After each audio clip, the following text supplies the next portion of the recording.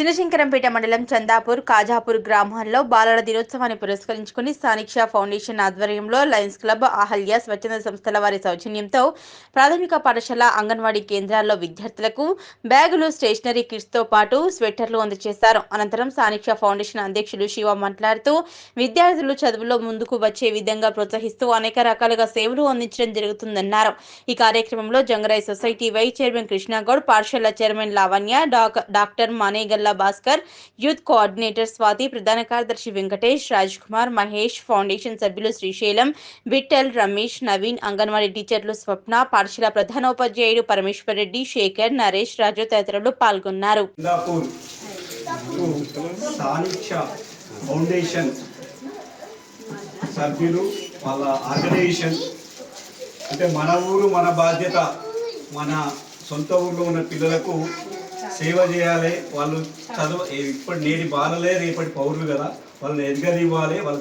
అంటే వాళ్ళ బాధ్యత రేపటి తరంలో వీళ్ళే మనకు కాబోయే మన దేశానికి కానీ, మన రాష్ట్రానికి కానీ, మన ఊరికి కానీ పట్టుకొమ్మలు వీళ్ళే. కాబట్టి వాళ్ళకు ఉత్సాహాన్ని నింపాలనే ఉద్దేశంతో, సదుద్దేశంతో బాల దినోత్సవం సందర్భంగా మన పాఠశాలకు ఇచ్చేసిన స్థానిక ఫౌండేషన్ సభ్యులకు మా పాఠశాల తరఫున ఏదైనా కార్యక్రమం చేద్దాం, ఈ సంవత్సరం చేస్తాం కాబట్టి ఈ సంవత్సరం చేస్తున్నాం.